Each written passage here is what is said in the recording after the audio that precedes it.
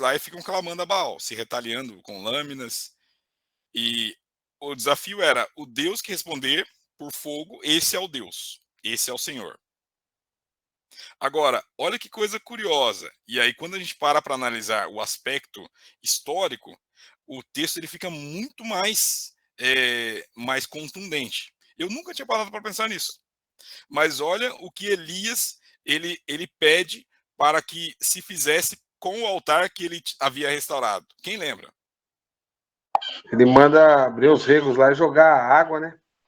Exatamente. Então ele manda ali, ó, cavar uma vala em volta do altar e jogar água, várias talhas de água. O que estava faltando no reino naquela época? Água. Vocês estão entendendo a dimensão do que o que Elias pediu ali? Então, quando a gente para olhar esse aspecto, o texto ele fica muito mais dramático,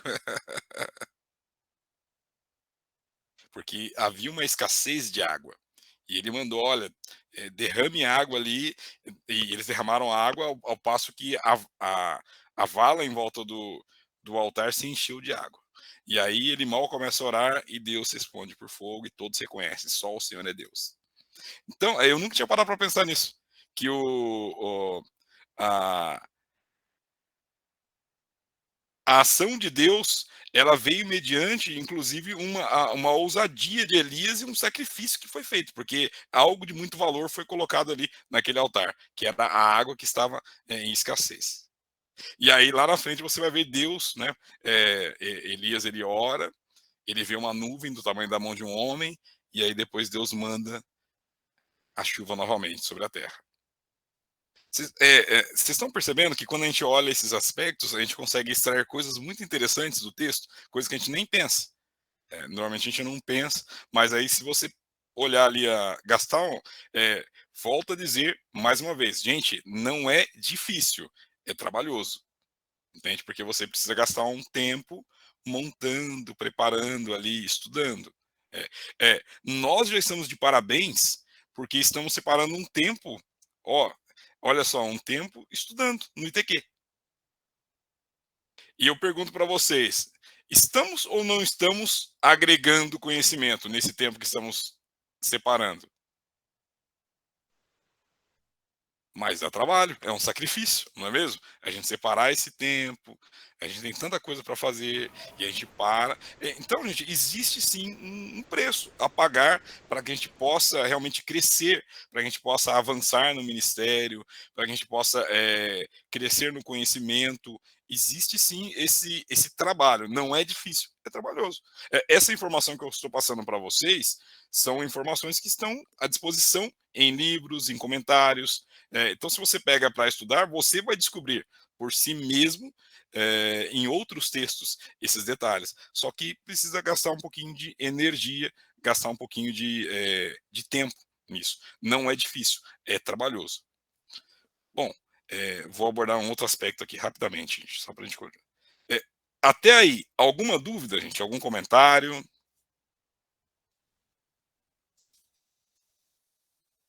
Tá tranquilo? Aproveitem para tirar as dúvidas aí, de semana que vem, prova.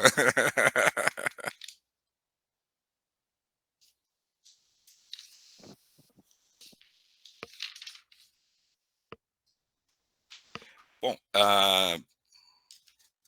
nós vamos estudar em cultura bíblica bastante coisa sobre essa questão geográfica, na história de Israel também vamos estudar bastante coisa.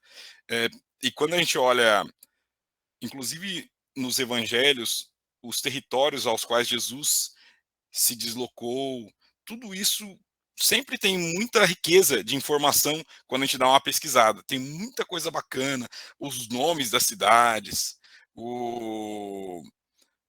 enfim, os acontecimentos. Por exemplo, vou dar, aproveitando que vocês estão nessa vibe aí de homilética, é, olha que coisa curiosa. Isso não, eu vi um estudo há um tempo atrás e eu fiquei maravilhado e eu admito que eu adaptei num estudo que eu trouxe para minha igreja há alguns anos atrás. Eu estava num congresso e um pastor, um americano, ele ministrou a seguinte mensagem: o grito que parou Jesus. E é uma coisa interessante quando ele começou a abordar, que ele começou a falar sobre o cego de Jericó, que gritou ali, né, na beira do caminho, e Jesus ali, rodeado de uma multidão, ele para atender aquele cego. E aquele cego, ele foi repreendido pelas pessoas que estavam em volta dele. Inclusive, olha, não incomode o mestre, pare de gritar. E ele continuou gritando até que Jesus para e atende aquele cego de Jericó. Gente, todo mundo aqui já ouviu pelo menos uma pregação sobre isso. É um texto que é muito conhecido e é muito rico mesmo. A gente vê o amor de Jesus se importando com alguém que está ali à beira do caminho. Todos nós estávamos, né, marginalizados, e Jesus, ele se importou conosco, ele parou, ele nos deu atenção. É, é, Nós tivemos que romper ali a oposição do diabo, a oposição de pessoas que não acreditavam em nós, enfim, e para podermos clamar a Jesus, buscá-lo, e ele nos ouviu e nos salvou, nos libertou, mudou a nossa história, e hoje estamos aqui, certo? É algo, é um texto muito bacana, é um texto muito rico. Mas olha o que esse pastor que estava ministrando, ele falou: neste mesmo local, séculos antes, um brado, um grito, também desencadeou o poder de Deus. Na hora que ele falou isso, uau! O marco da conquista do povo de Israel, do início da conquista do povo de Israel na terra de Canaã. O que foi, gente? O muro. Exatamente. A queda da muralha de Jericó. E o povo fez o quê? Deu um brado, deu um grito antes das muralhas caírem. Olha que coisa interessante que a gente olha. No mesmo local, o grito, gritos desencadearam a operação de Deus. Aí imagina a pregação. Eu falava para vocês, pensa naquela pregação que você sai assim quase arrebatado, né? Porque era um congresso de adoradores e o pastor falou: olha, hoje é o dia de você dar o seu grito e chamar a atenção do seu Deus. Ah? Ô, Vocês estão... professor, Pode falar. deixa eu compartilhar algo. Eu acabei de escrever uma música, um pagode, que fala da passagem do cego de Jericó. Olha que legal. A gente vai estar gravando logo, logo com o irmão Joaquim, sabe? Porque o sonho dele é gravar pagode, ele está congregando com a gente.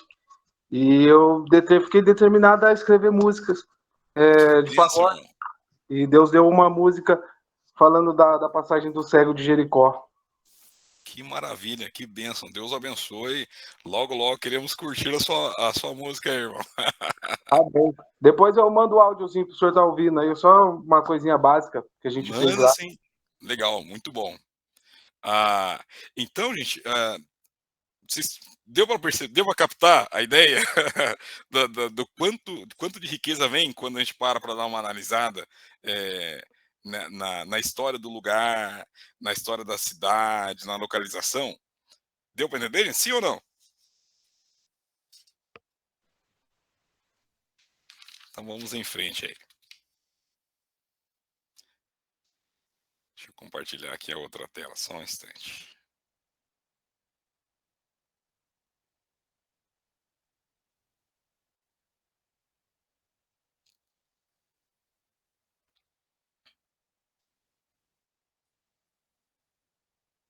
Deixa eu compartilhar maximizado, que dá para todo mundo ver melhor.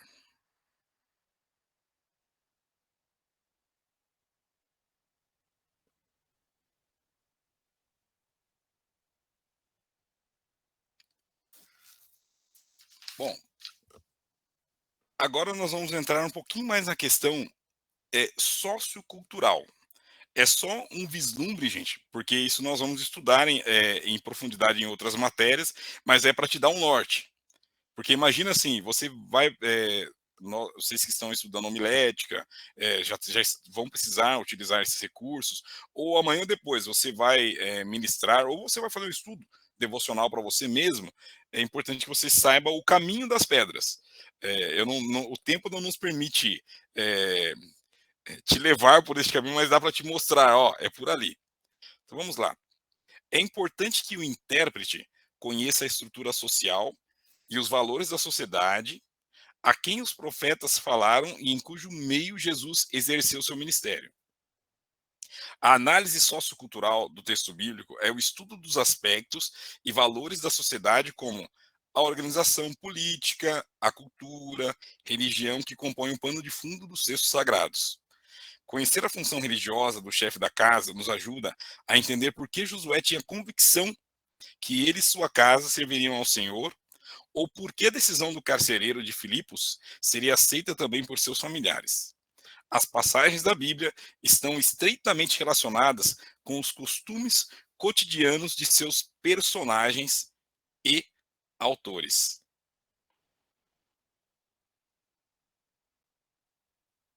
Bom, vamos lá. Olhando esses aspectos agora. Quando a gente parar para analisar a questão da estrutura social com mais profundidade, muitos textos da Bíblia ficam mais fáceis de se compreender. Lembrando que como que eu faço isso? Comentários, dicionários, enciclopédias, enfim, revistas da escola bíblica, porque normalmente quando é esse material da CPAD, da Cristã Evangélica, em que se montam as aulas elas são muito mais aprofundadas que as pregações, certo? Porque você tem 10, 12 dias para você discorrer sobre um tema. Então, uma aula de escola bíblica, ela é muito mais aprofundada que uma pregação. Ela vai ali em vários textos, em vários exemplos. Então, esses materiais, eles nos dão esse subsídio para que a gente possa se aprofundar. O nosso material, ele traz ah, como um exemplo desse tipo de estudo a estrutura familiar. Tá? A estrutura familiar ela é algo muito importante. Boa parte do texto bíblico vai girar em torno de famílias. Então, por exemplo, uma estrutura interessante de se conhecer, o casamento. Então, dentro da cultura da época de Jesus, por exemplo, nós vamos observar que existia ali um noivado que durava ali cerca de um ano, um ano e pouquinho de compromisso assumido. Então já era o noivado dentro da cultura, já era como se fosse uma espécie, entre aspas, de casamento, porque era um compromisso que era assumido, um compromisso intenso, onde o noivo ele pagaria um dote à família da noiva. Isso também já servia ali para a família verificar e atestar a compatibilidade financeira, social dos cônjuges. Ah, e depois ia se ter uma cerimônia de casamento. O material aqui de vocês não vai trazer, mas eu estive há pouco tempo atrás estudando sobre essa questão do casamento, e só para você ver, eu estava fazendo um estudo sobre a parábola das 10 virgens. Então, quando você pensa na parábola das 10 virgens, o que gera muita dúvida? Será que eram 10 esposas? O que eram as 10 virgens? Quando você vai analisar a cultura da época, a gente observa que dentro do casamento existiam, né, isso já naquela época, existiam eh, damas da noiva, o que hoje para nós são as daminhas de honra no casamento. Então, normalmente, damas de honra, elas iriam junto com o cortejo de casamento. Se você depois for olhar a parábola das 10 virgens, você vai ver que aquelas moças estavam adequadamente vestidas e estavam levando os instrumentos para que pudessem participar do cortejo. Provavelmente elas estavam aguardando ali a chegada da noiva para adentrar ao local do casamento. Porém, as que estavam com as suas lamparinas apagadas não puderam entrar porque elas não estavam ali com condições de participar da cerimônia. Isso dentro da cultura daquela época. o que a gente observa? Outro aspecto. Uma mulher que estava desposada com um homem, ela estava ali, já havia assumido um compromisso sério e muitas vezes ela já passava a morar na casa do noivo.